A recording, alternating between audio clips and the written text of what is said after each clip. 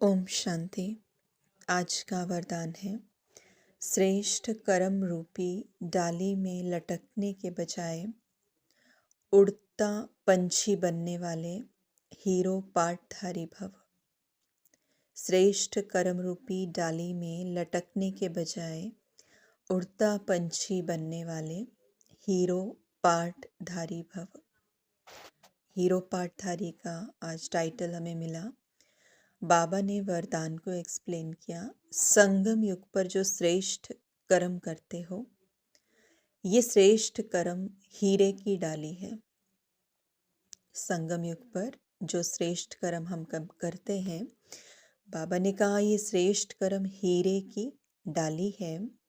संगम युग का कैसा भी श्रेष्ठ कर्म हो, लेकिन श्रेष्ठ कर्म के बंधन में भी फंसना अर्थात हद की कामना रखना। अगर श्रेष्ठ कर्म के बंधन में भी फंसते हैं, हम बंध जाते हैं, तो उसमें भी उसका भी मतलब क्या है कि हद की हम कामना रख रहे हैं। और ये सोने की जंजीर है। इस सोने की जंजीर अथवा हीरे की डाली में भी लटकना नहीं है, क्योंकि बंधन तो बंधन है। इसलिए बाप दादा सभी उड़ते पंछियों को स्मृति दिलाते हैं कि सर्व बंधनों अर्थात हदों को पार कर हीरो पाठधारी बनो। सब बंधनों को पार करके हीरो पाठधारी बनो। तो चाहे बंधन सोने का है, चाहे बंधन जो है वो लोहे का है, चाहे जंजीर कैसी भी है, लेकिन बंधन तो बंधन है। तो इसीलिए हर समय ये स्मृति कि मैं आत्मा और मुझ आत्मा का रोल क्या, मैं आत्मा यहाँ किस लिए हूँ, हर समय हर कर्म करते हुए ये स्मृति। कहीं ऐसा ना हो जाए कि कुछ अच्छा कर्म करते या जिसको हम सेवा नाम दे रहे हैं, वो सेवा करते करते करते करते किसी भी तरह के कर्म में या किसी भी तरीके की सेवा के अंदर जो है हमारा अटैचमेंट हो जाए, हम उससे डिज़ायर्ड आउटकम चाहें, हमारी स्थिति उसके ऊपर डिपेंडेंट हो जाए। जैसे कल भी बाबा ने कहा था, 1-2 दिन पहले शायद बाबा ने बीच में वरदान में कहा था कि रिस्पॉन्सिबिलिटी बाप की है, आप सिर्फ निमित्त मात्र हो।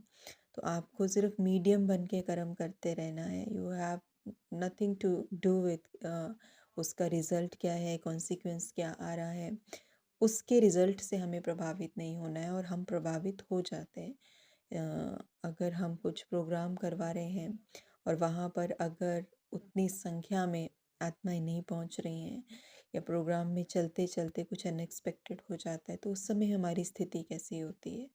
तो अगर उस समय हमारी स्थिति पे ऊपर प्रभाव पड़ रहा है, तो इसका मतलब हम कहीं ना कहीं बंधे हुए हैं, क्योंकि हम कहीं ना कहीं डिज़ायर्ड आउटकम एक्सपेक्ट कर रहे हैं। जो हमने चाहा हम वो एक्सपेक्ट कर रहे हैं। तो हमारी अपनी चाहत और डिज़ायर तो हो नहीं सकती ना, हम तो निमित्त मात्र हैं। जो ड्रामा के अंदर हो रहा है, everything is right, we need to stabilise ourselves. हम जितना खुद को स्टेबल कर सकते हैं, वही हमारी सेवा है। तो इसलिए हीरो पाठधारी हमें बनना है। स्लोगन बाबा ने आगे दिया हमें, अंदर की स्थिति का दर्पण चेहरा है, चेहरा कभी खुश्क ना हो, खुशी का हो। अंदर की स्थिति का दर्पण चेहरा है, चेहरा कभी खुश्क ना हो, खुशी का हो। तो फेस जो है, face is the index of your mind. तो हमारे मन के जो भाव हैं, मन में जो चीज़ें चल रही हैं, वो चेहरे पर दिखाई देती हैं। तो इसीलिए चेहरे पर चलन में और फिर व्यवहार में भी दिखाई देती है। लेकिन क्योंकि पहले चेहरा दिखाई देता है, तो ऑब्वियसली हमारे से बात किए बिना भी कोई ये जान सकता है चेहरे को देख के कि इनके मन के अंदर शायद कुछ उलझन है, कुछ अच्छा नहीं चल रहा है। तो इसलिए चेहरे के ऊपर वो भाव जब आ जाते हैं, तो मन की स्थिति को पहचानना बहुत आसान हो जाता है।